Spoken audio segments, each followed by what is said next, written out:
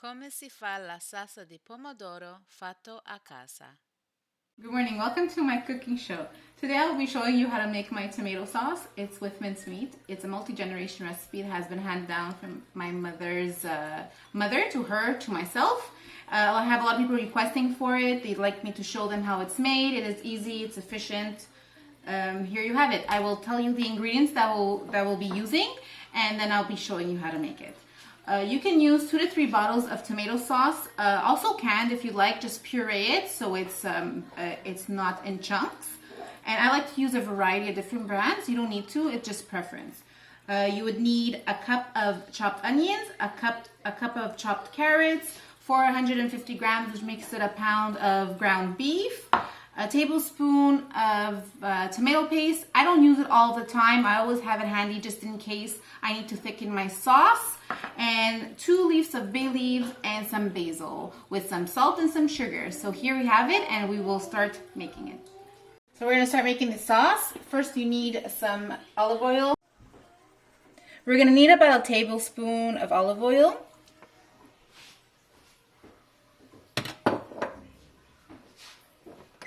We're going to warm that up. Just let it warm up a little bit, and we're going to then put in our onions and our carrots. Now that our oil is a little bit warm, we're going to continue by putting our onions and our carrots in.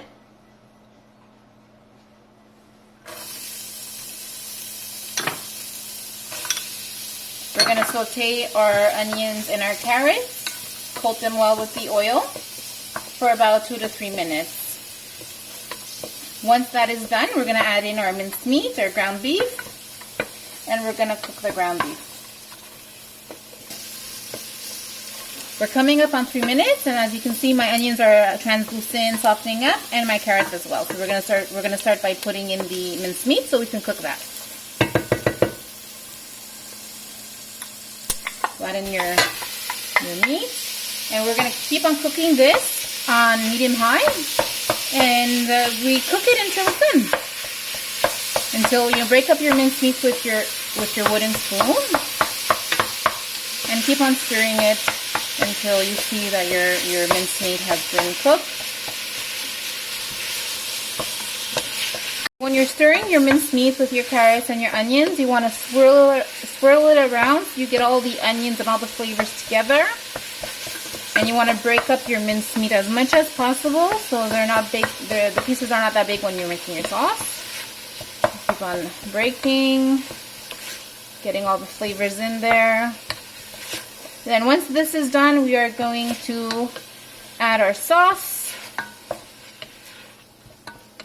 and all the other ingredients. As you can see, the meat is starting to brown. There's a little bit of pink still, so I would say another 30 seconds or so.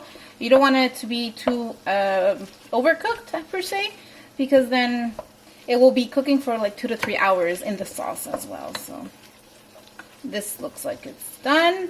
We're not going to continue stirring. We are just going to add in our sauce without stirring. I like to use the La San Marzano sauce. I like the different brands of glass bottled sauce. Sometimes I add in the cans and I crush them with my hand blender. I mean, you can use whatever you like, whatever you prefer.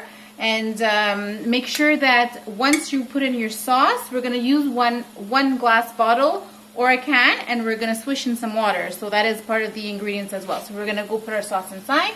We'll start with 1 can. If it doesn't open, just hit the bottom and you got it open.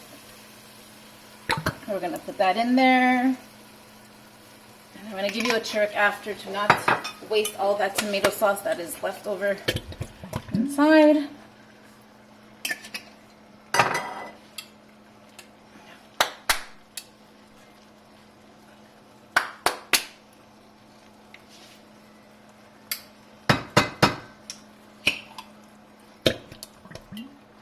I usually use 2 to 5 tomato bottles. Today I'm using 3 because I'm not going to be making too much sauce. I like to freeze my sauce, so that's when I use 5 bottles. Okay, so we're going to bring down the temperature to medium-low just for a little while, and we're going to keep on adding our tomato paste. With the leftover tomato sauce that is in the rim of the glass bottle, I'm going to just add some water inside, and you're going to swish it and you're going to add it inside your saucepan. So you just add it, and you could do that with the remaining of all of your glass tomato bottles. Now we're going to add in our basil and our bay leaves.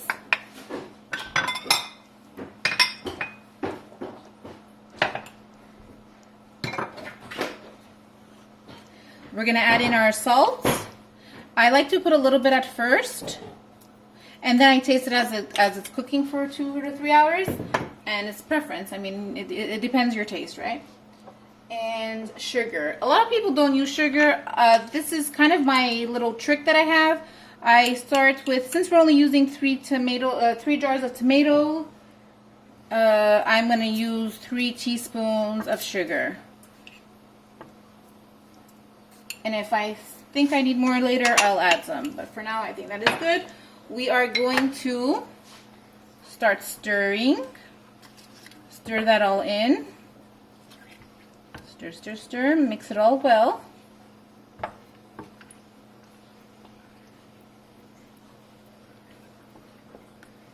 Stir it around. That's the last thing you do, is stir all the ingredients together.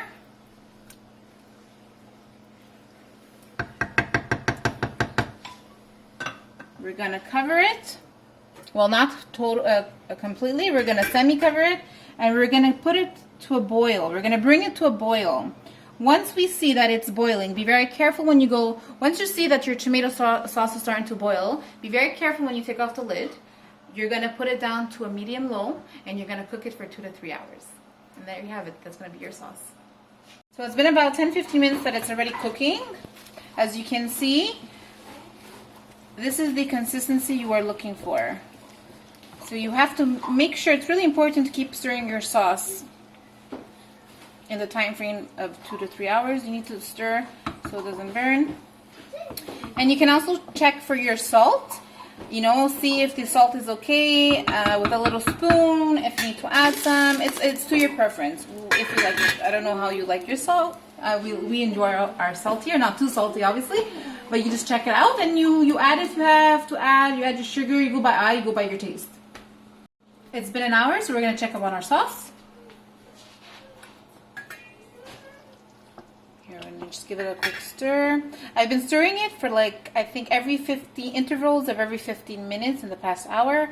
Now I am gonna cook it for about another hour on low.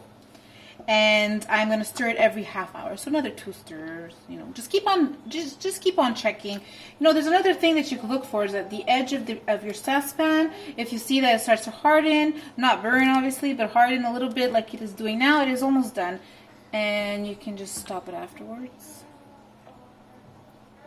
There you go. 1.5. I think our sauce is ready. Let's go take a look. There you go. We're going to take a little stirry here. It's done. It is done. It is ready to eat. It is yummy. Smells delicious. We are going to close our burner so we do not burn it. We're going to cover it. This can be paired up with pasta, any type of pasta, penne, gnocchi, spaghetti. You can use it for your polpette barese, which is in one of my videos, my first video that I launched. You can use it for your eggplant parmesan.